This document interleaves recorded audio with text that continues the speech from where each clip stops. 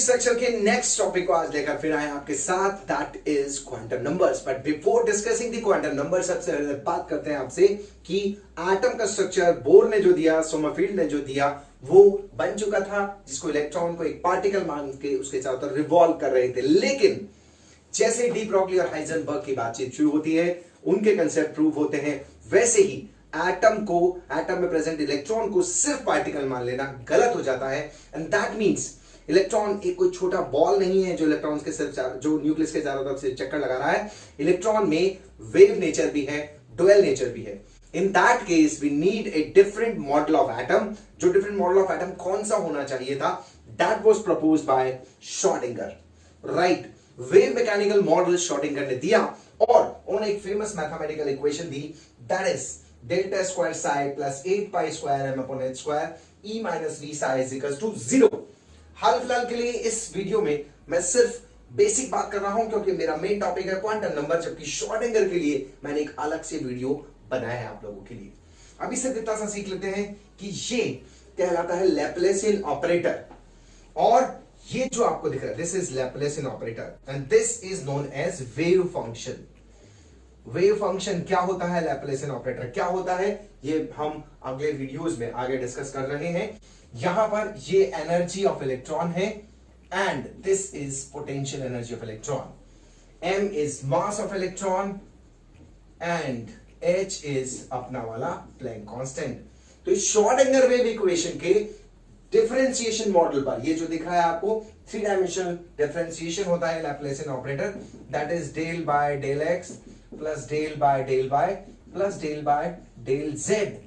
ये अब तक आपने अगर डिफरेंशिएशन थोड़ा बहुत सीखा है तो वो सीखा है हमने वन वेरिएबल के रिस्पेक्ट में डिफरेंशिएशन, लेकिन यहां पर एक 3 डायमेंशनल डिफरेंशिएशन है जिसको लैप्लेसियन ऑपरेटर कहते हैं।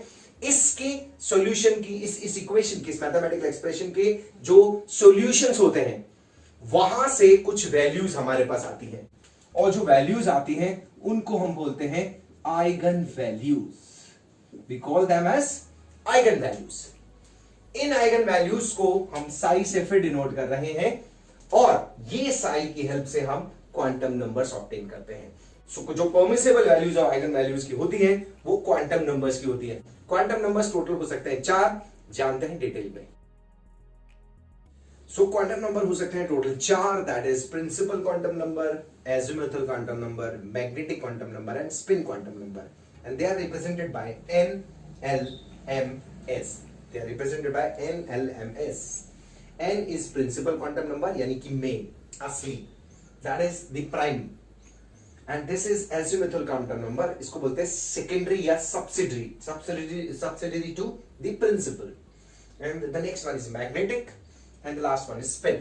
Out of these जो 3 quantum numbers आप जानते हैं, first 1, 2, 3, ये श्रोडिंगर वेव इक्वेशन से ऑब्टेन किए गए थे। माइंडेड ये ऑब्जेक्टिव क्वेश्चन बन सकता है। और जो स्पिन क्वांटम नंबर है, that was separately explained by Uhlenbeck and Gauss-Schmidt।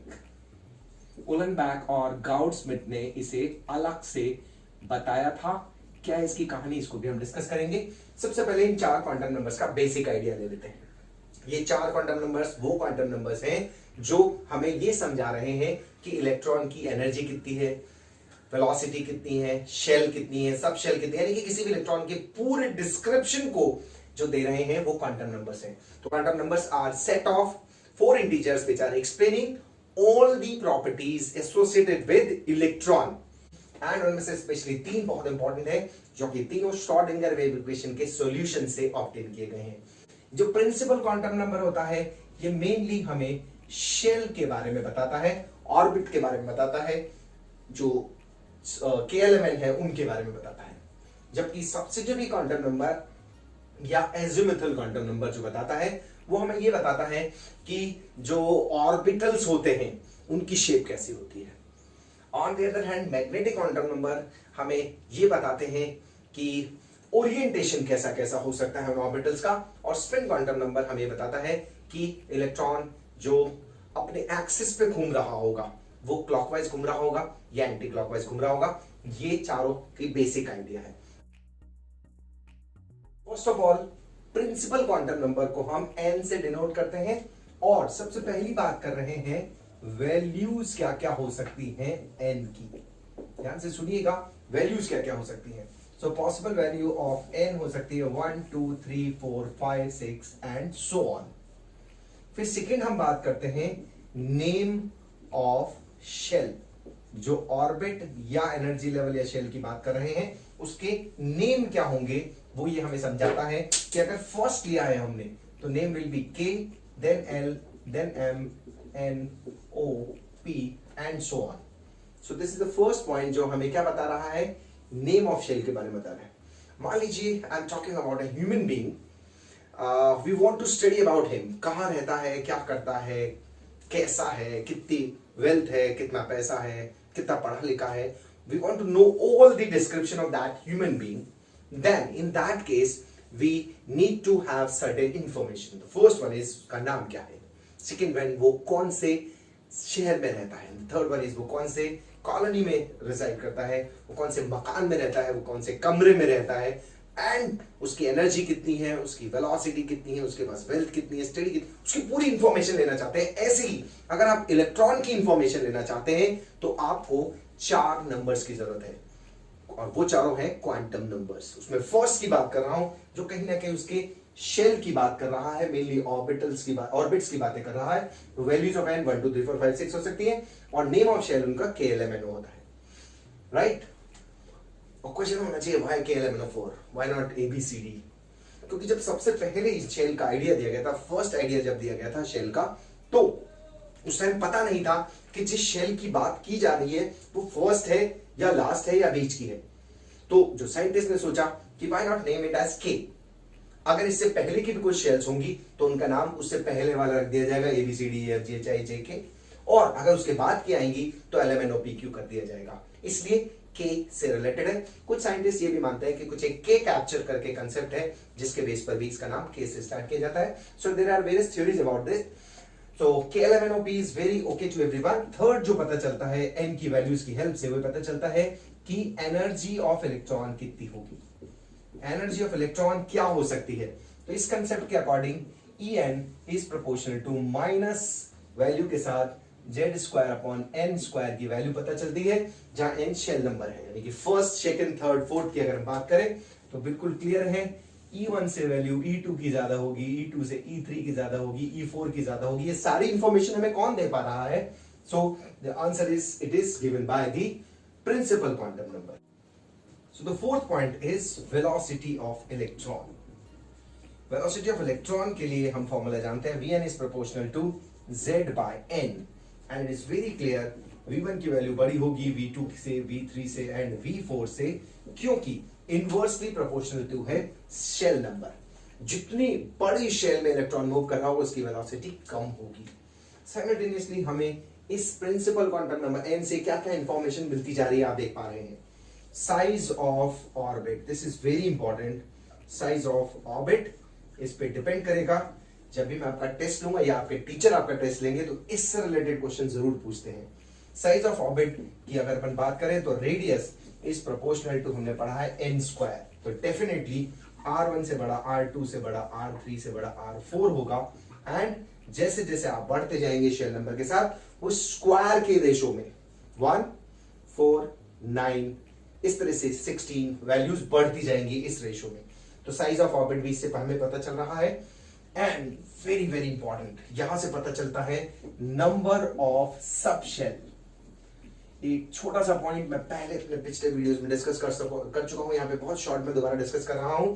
And the point is कि जो एटम होता है उसमें शेल्स होती हैं, और शेल्स में सब शेल होती हैं, एंड सब शेल में ऑर्बिटल्स होते हैं।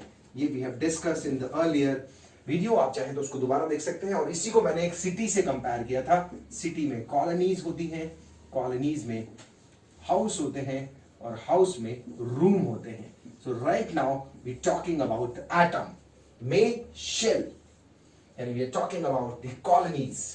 अभी किसी कॉलोनी में कितने मकान होंगे, यानी कि नंबर ऑफ सब शेल कितने होंगे, is equals to n। That means बताइएगा फर्स्ट कॉलोनी में, के कॉलोनी में कितनी सब शेल होंगे? Answer is 1। और सेकंड में 2, थर्ड में 3, फोर्थ में 4, फिफ्थ में 5, सिक्स में 6 and so on. So it's a very very easy concept. Number of shell पता लगा सकते हैं। ये कहां से आ रहे हैं शेल्स, ये पूरा एक बार चारों क्वांटम नंबर जब हम डिस्कस कर लेंगे तो एंड में आपको समझ में आएगा कि इनकी वैल्यू कहां से आ रही है। साथ ही पता चलता है नंबर ऑफ इलेक्ट्रॉन, या आप ज्यादा अच्छा से बोलते हैं maximum number of electron in a shell is equals to 2n² से फॉर्मूला निकाला जाता है। ये 2n² कहां से आया, ये एजिमुथल क्वांटम नंबर और मैग्नेटिक क्वांटम नंबर के बाद हम समझ पाएंगे कि 2n² वैल्यू कहां से आई। तो number of shell, number of electrons maximum कितने आ सकते हैं, तो बताइएगा जल्दी से एक बार। k में कितना आ सकता है, k यानी n की वैल्यू 1, दैट मींस 2। और l में कितने आ सकते हैं, n की वैल्यू 2 पुट कीजिए, 2 का स्क्वायर 4 इंटू 2 8, KLM, m में बताइए कितने का 3 यानी कि 3 का square 9 into 2 18। Very good. n से बताइएगा कितना आ रहा है, KLMN, n में कितना आने वाला है 14 यानी कि आ गया 32 एंड सो ऑन। हम किसी भी शेल के लिए मैक्सिमम नंबर ऑफ इलेक्ट्रॉन निकाल सकते हैं। साथ ही एक और चीज भी निकाल सकती है यहां से, वो है maximum number of orbitals in a shell that can be equals to n²। ये कहां से आया, क्योंकि एक ऑर्बिटल में मैक्सिमम 2 इलेक्ट्रॉन आ सकते हैं, और अगर हम इसको 2 से डिवाइड कर दें तो will get the value of number of orbitals in a shell. As a whole principal quantum number हमें मेनली ऑर्बिट के रिलेटेड बातें बता रहा है, शेल से रिलेटेड बातें बता रहा है, जिसमें ये सारी इंफॉर्मेशन इंक्लूड है। अब इसके बाद प्रिंसिपल जा चुका है, बॉस के बारे में हमें पता चल चुका है, अब उसके चेले के बारे में बात करते हैं, subsidiary quantum number. Principal quantum number के बाद अब बात करते हैं उसके छोटे सब्सिडरी की, यानी कि एजिमुथल की, यानी कि उसके सहायक की, हेल्पिंग की, and that is azimuthal quantum number L। n principal quantum number था, ये L है। सबसे पहली बात इसमें भी वही कर रहे हैं, पॉसिबल वैल्यूज। तो पॉसिबल वैल्यूज ऑफ L क्या हो सकते हैं, 0 1 2 3 4 अप टू n-1। याद रखना है बॉस से बड़ी वैल्यू नहीं हो सकती, बॉस यानी प्रिंसिपल से बड़ी नहीं हो सकती, क्योंकि ये सिर्फ हेल्पिंग है। तो जैसे मान लीजिए n की वैल्यू 1 है तो l की वैल्यू सिर्फ एक ही पॉसिबल है, n से 1 कम। और अगर n की वैल्यू 2 है तो l की वैल्यू कौन कौन सी पॉसिबल है, 0 और 1। और n की वैल्यू अगर 3 है तो कौन कौन सी l की वैल्यूज हो सकती है, 0 1 2। तो ये समझ में आ गया हमें first point, possible values of l क्या क्या हो सकती हैं। सेकेंड पॉइंट अपन इसमें डिस्कस कर रहे हैं, एंड दैट इज क्या पता चल सकता है हमें पॉसिबल वैल्यूज के बाद, कि जो नेम होंगे सब शेल के वो क्या होंगे, नेम ऑफ सब शेल कौन कौन से हो सकते हैं। तो देखिएगा नेम ऑफ सब शेल में हमें पता चला है, पहले से डिफाइंड है कि अगर l की वैल्यू 0 1 2 3 4 इस तरह की आ रही है तो l की वैल्यूज के बाद नाम होगा S P D F। और अब तक सिर्फ F तक डिस्कवरी हुई है, जरूरत यहीं तक पड़ी है, क्योंकि राइट नाउ हमें सिर्फ 118 यानी 118 एलिमेंट्स ही नोन है, तो F तक वो खत्म हो जाती है बात। अगर 121 एटॉमिक नंबर का इलेक्ट्रॉन डिस्कवर होगा तो हमें नए सबशेल की जरूरत पड़ेगी, उनका नाम होगा GHIJK। लेकिन हमें अभी तक सिर्फ F तक ही याद रखना है, तो नेम ऑफ सबशेल। अब क्वेश्चन अराइजेस कि SPDF ही क्यों लिखा। वेरी सिंपल, ये शॉर्ट टर्म से लिया गया है, शार्प की, शार्प से S लिया गया, प्रिंसिपल से P लिया गया, D is from diffused and F is from fundamental. यहां से ये टर्म्स लिया गया, SPDF टर्म लिया गया। GHIJK क्योंकि F के बाद GHIJ आता है इसलिए लिखा है, इसलिए उनके लिए कोई हमारे पास कोई एग्जैक्ट टर्म्स नहीं है। थर्ड जो इसमें पता चलता है वो हमें पता चलता है कि शेप कैसी होगी ऑर्बिटल्स की, ये एक अच्छा पॉइंट है इसका। शेप ऑफ ऑर्बिटल इसी से पता चलती है, and that is very very important.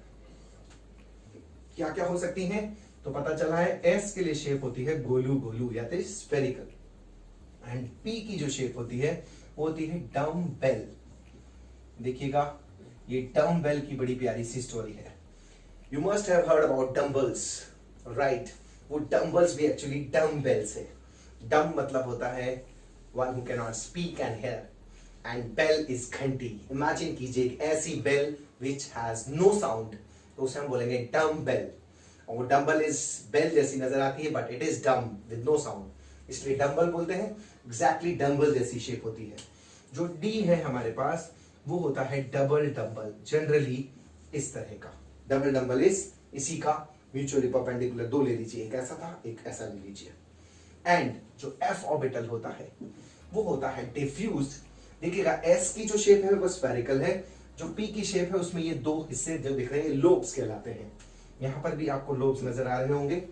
And ये जो f होता है वो होता है डिफ्यूज्ड शेप का होता है, कुछ कुछ इस तरह का, लेकिन उसमें भी लोब्स कितनी होती हैं उसमें 6। जैसे यहां पर आपको दो पार्ट दिख रहे होंगे, यहां डी में इस तरह के और f में भी इस तरह के पार्ट होते हैं। f की बहुत ज्यादा डिटेलिंग हमारे सिलेबस में नहीं है, p और d के बारे में हम जरूर बातचीत करते हैं। p की जब हम शेप रिप्रेजेंट करते हैं आगे चलकर वैसे प्लस माइनस साइन लगा लेते हैं उसमें, जबकि d में जब हम शेप ऑर्बिटल की दिखाते हैं तो उसमें प्लस पूरे में और इसमें पूरे में माइनस ऐसे शो करते हैं। ये प्लस और माइनस इलेक्ट्रॉन या प्रोटॉन नहीं है, इस सिमेट्री को रिप्रेजेंट कर रहा है। ध्यान से सुनिएगा, ये प्लस और ये minus represent symmetry. That means अगर हमने कभी नंबर लाइन सिस्टम को देखा होगा तो यहां पर अगर +1 आ रहा है तो ये वाले हिस्से में -1 आएगा। तो ये प्लस माइनस सिर्फ क्या इंडिकेट कर रहा है, सिमेट्री ऑफ ऑर्बिटल रिप्रेजेंट कर रहा है। सिमिलरली अगर यहां +1 आता है तो यहां -1 आता है। सो सिमिलरली ये प्लस और माइनस साइन ध्यान रखना, it represents only symmetry not the charge. Orbitals को इस तरह से रिप्रेजेंट करते हैं, s orbital spherical, p is dumbbell, this is double dumbbell and this one is complex और डिफ्यूज्ड। कैसी शेप है, कॉम्प्लेक्स या डिफ्यूज। इन सभी की शेप के बाद जो हमें फोर्थ पॉइंट से पता चलता है, that is also very very important. किससे पता चल रहा है, एजिमुथल क्वांटम नंबर से। द फोर्थ पॉइंट इज, कौन सा है fourth point, number of orbitals in a subshell कितने हो सकते हैं। किसी भी सबशेल में ऑर्बिटल्स हो सकते हैं 2l+1। This is very very important formula. देखिएगा ध्यान से कैसे निकलेगा, s में कितने ऑर्बिटल्स हो सकते हैं।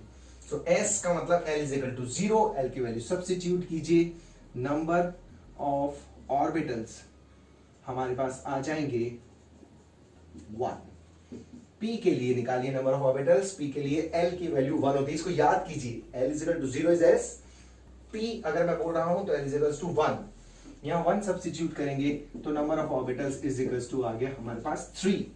ऐसे ही d के लिए बताइए नंबर ऑफ ऑर्बिटल्स कितने होने वाले हैं, you have to substitute the value, l is equals to 2 is d। तो हमारे पास नंबर ऑफ ऑर्बिटल्स कितने आ जाएंगे प्यारे बच्चों, 5। और f के लिए इसी तरह से कितने आ जाने वाले हैं, 7। Is it okay. और आप सभी जानना चाहिए, आपको पता होना चाहिए, इसको हम ऐसे रिप्रेजेंट कर देते हैं, एक s, ये 3 बॉक्सेस, ये 5 boxes and these are 7 boxes. This is how you can represent a subshell.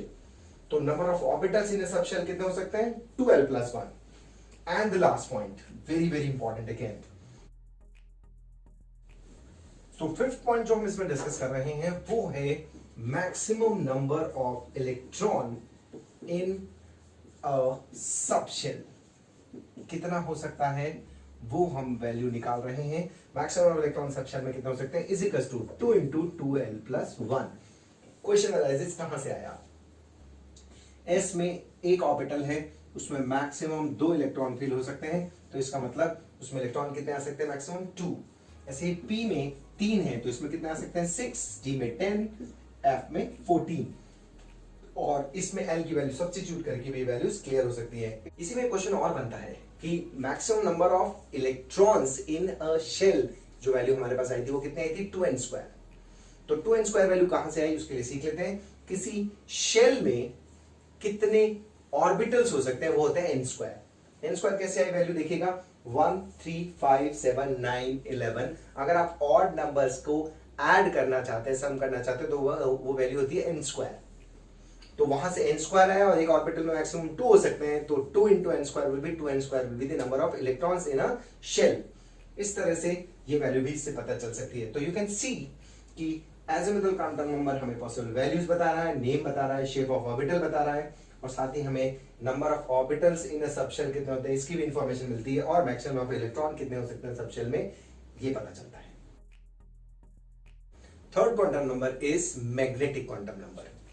जो प्रिंसिपल क्वांटम नंबर था वो शेल से डील कर रहा था, जो एजिमुथल क्वांटम नंबर है वो सब शेल से डील कर रहा है, और जो मैग्नेटिक क्वांटम नंबर है वो ऑर्बिटल से डील कर रहा है। मैग्नेटिक क्वांटम नंबर का बहुत सारा लेने देना जीमैन इफेक्ट से भी है। जीमैन इफेक्ट क्या था कि अगर हम स्पेक्ट्रल लाइंस को मैग्नेटिक फील्ड में रख रहे थे तो वो स्प्लिट हो रही थी। वो क्यों स्प्लिट हो रही थी उसे हम मैग्नेटिक क्वांटम नंबर से समझा सकते हैं। सबसे पहले वहीं से शुरुआत करते हैं। फर्स्ट, पॉसिबल वैल्यूज बताइए क्या क्या हो सकती हैं। पॉसिबल वैल्यूज हम जानना चाहते हैं तो बहुत ही सिंपल है। m की वैल्यू हो सकती है from -L to 0 to +L। What does that mean? यानी कि n की वैल्यू से डिसाइड हो रही थी L की वैल्यू और L की वैल्यू से डिसाइड हो रही है M की values. What does this mean? देखिएगा, मान लीजिए हम बात कर रहे हैं L वैल्यू 0 के लिए, तो M की वैल्यू क्या हो सकती है? ओनली 0, क्योंकि -0 to 0 to +0 that means only 0। अगर ये s ऑर्बिटल की बात है, अगर हम p ऑर्बिटल की बात करते हैं तो L की वैल्यू कितनी आ रही है? 1। अब देखिए वैल्यूज क्या क्या हो सकती हैं? -1, 0, +1। ये पॉसिबल वैल्यूज है p के लिए। अब बात करते हैं d के लिए। d means L is equals to 2। ये याद रखिए बच्चों, L0 s, L0 1 p, L0 2 d। This is very very important. तो पॉसिबल वैल्यूज ऑफ m क्या क्या आ जाएगा उस इस तरह से? -2, -1, 0, +1 and +2। You can see the values, इससे पता चल सकता है। और इसी तरह से हम f की वैल्यूज को भी देख लेते हैं। f की वैल्यू का मतलब L is equals to 3। तो मैग्नेटिक क्वांटम नंबर क्या क्या हो सकते हैं उसके लिए? That is -3, -2, -1, 0, +1, +2 and +3। This is from -L to +L का मतलब है ये चारों क्वांटम नंबर्स में से third quantum number magnetic quantum number हमें क्या बता रहा है कि m की वैल्यूज क्या होती है पहले तो। अब इनका एग्जैक्ट मतलब क्या है देखिएगा। इनका मतलब ये है कि अगर हमने एक सबशेल को ऐसे दिखाया है तो इसके लिए m की वैल्यू आप 0 लिखेंगे, और अगर p सबशेल को हम ऐसे दिखा रहे हैं तो फर्स्ट वाले के लिए आप प्लस लिखेंगे, फिर 0, फिर -1 लिखेंगे। इसी तरह से अगर d को रिप्रेजेंट कर रहे हैं तो उसमें 5 ऑर्बिटल्स हो सकते हैं। कौन कौन से हो सकते हैं? -2, -1, 0, +1, +2। लेकिन लिखते टाइम उसको हम यहां +2, +1, 0, -1 और -2 लिखेंगे। Similarly for f orbitals we have the same process.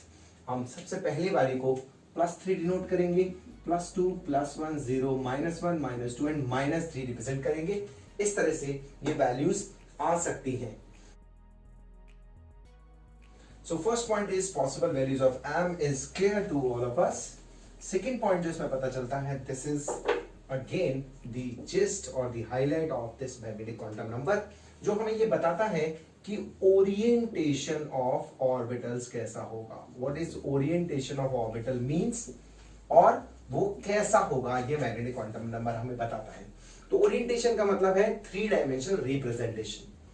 अगर मैं एक सिंपल गोला बना देता हूं तो हमें समझ में तो आ रहा है कि ऐसा ऑर्बिटल ऐसा होगा, but this is not sphere, this is circle. हमें इसे 3D में सोचना होगा। तो मैग्नेटिक क्वांटम नंबर हमें ऑर्बिटल्स के बारे में 3D इमेजिनेशन देते हैं। ओरिएंटेशन ऑफ ऑर्बिटल सबसे पहले पता चलता है क्या कि जो S है वो केवल एक ही तरह से ओरिएंटेड हो सकता है। अगर हम इसको x axis, y axis, z axis के रिस्पेक्ट में डिस्कस करें तो it can Orient only in one way. जो ओरिजिन होगा और जो s ऑर्बिटल का जो स्फेयर का सेंटर है वो सेम होगा। तो इसकी एक ही पॉसिबिलिटी थी क्योंकि m की वैल्यू केवल एक थी, 0। अगर हम l की बात करते हैं तो देखिएगा there are 3 values of m। इसका मतलब हम इसको 3 डायमेंशनली 3 तरह से रिप्रेजेंट कर सकते हैं, 1, 2 एंड 3। तो ये क्लियर है। अगर मैं इनको एक्सेस असाइन कर दूं, this is x axis, this is y axis, this one is z axis, तो इस वाले का नाम होगा px, इसका नाम होगा py और इसका नाम होगा pz। px, py, pz 3 orbital हो सकते हैं। px, py, pz इस तरह से रिप्रेजेंट करेंगे। और कन्वेंशन है ये, कन्वेंशन कि इसके लिए m की वैल्यू हमेशा 0 माननी है z के लिए। This is a convention.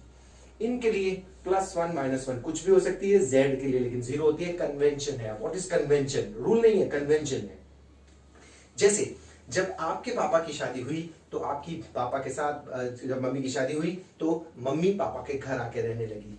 ये कोई रूल है? ये कोई कानून है? Answer is no, it's just a convention. अगर आप चाहें तो उस कन्वेंशन को ब्रेक कर सकते हैं।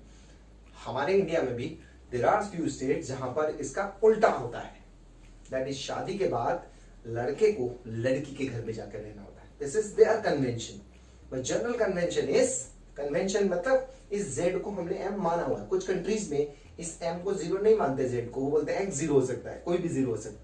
तो it's a convention in our system कि z को हम हमेशा m जीरो लेंगे, इनके लिए कुछ भी वैल्यूज हो सकती हैं।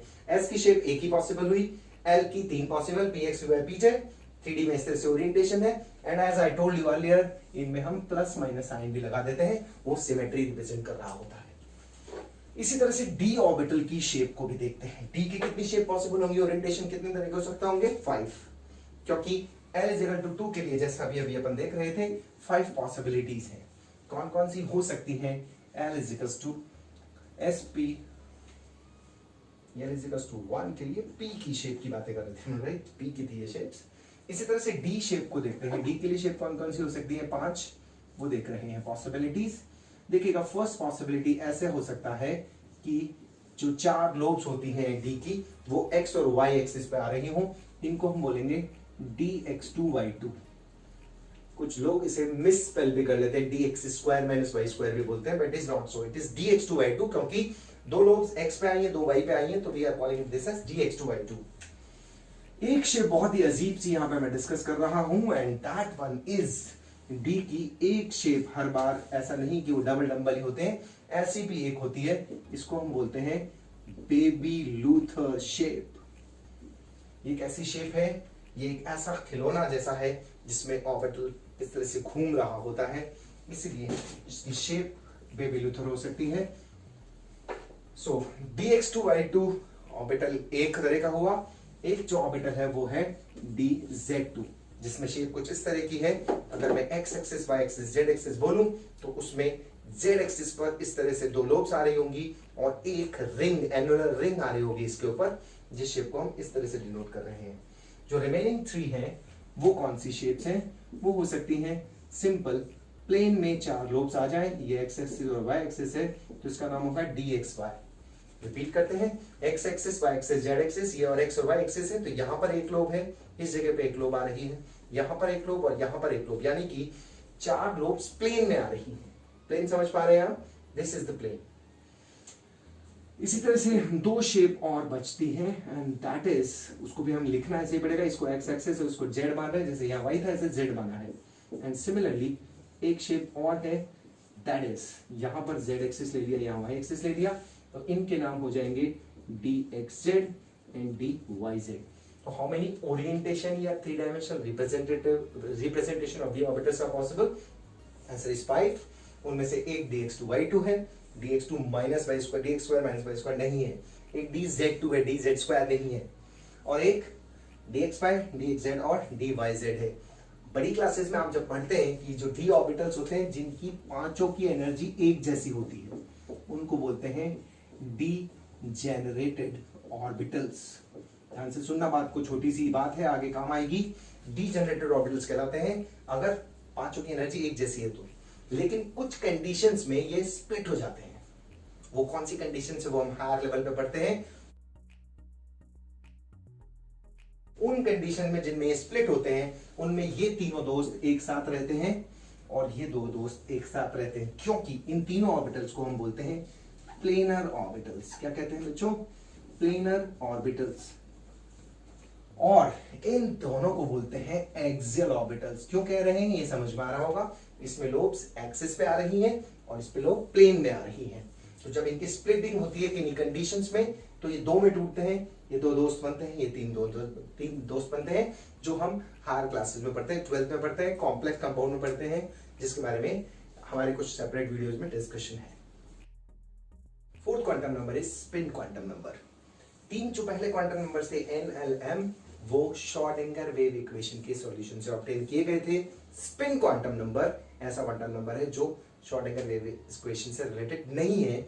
इसको अलग से गाउड्समिथ और उलहनबैक में डिस्कस किया, और क्या डिस्कस किया, क्या एक्सपेरिमेंट था, ये हम डिस्कस करते हैं। पहले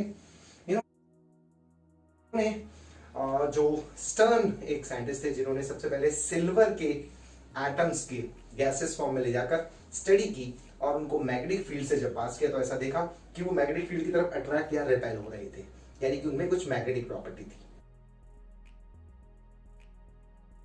अगर उनमें मैग्नेटिक प्रॉपर्टी थी तो वो कहां से आई?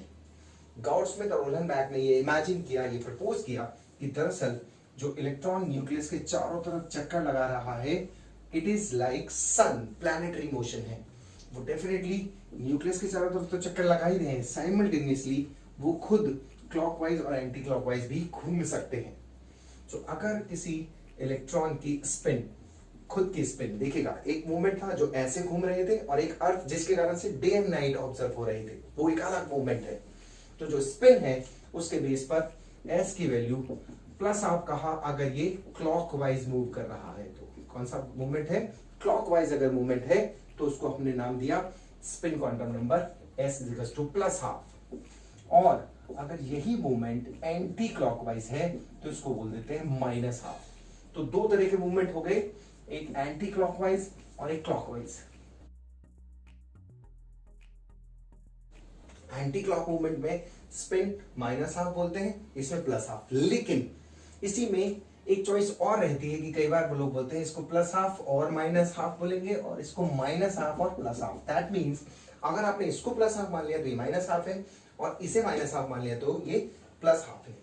और जो मैग्नेटिक एक्सपेरिमेंट की मैं बात कर रहा था जिसमें जो सिल्वर एटम्स पास हुए थे और अट्रैक्ट हुए थे, उसका कारण था कि ये जो इलेक्ट्रॉन्स हैं वो जो अपने स्पिन पे घूम रहे होते हैं, जो अपने एक्सिस पे स्पिन कर रहे होते हैं, वो दो तरह का मूवमेंट हो सकता है। ऐसा इमेजिन करते हैं कि जब एंटी क्लॉकवाइज मूवमेंट होगा तो एक नॉर्थ पोल जनरेट करेगा मैग्नेटिक फील्ड का, और उसी को हम इस एरो से रिप्रेजेंट कर देते हैं। स्मॉल बार मैग्नेट की तरह बिहेव करता है। क्या मतलब है इसका? हर मूविंग चार्ज पार्टिकल एक मैग्नेट होता है, इलेक्ट्रोमैग्नेट होता है। तो इलेक्ट्रॉन भी मूविंग है और चार्ज है, तो उसमें भी मैग्नेटिक प्रॉपर्टी आ जाती है। उस मैग्नेटिक प्रॉपर्टी को डिनोट करने के लिए हम एरो यूज करते हैं। और जो क्लॉकवाइज मूव करता है वो कस्टमरी है, मान रखा है कि साउथ पोल जनरेट कर रहा होगा, और इसको हम ऐसे रिप्रेजेंट करते हैं।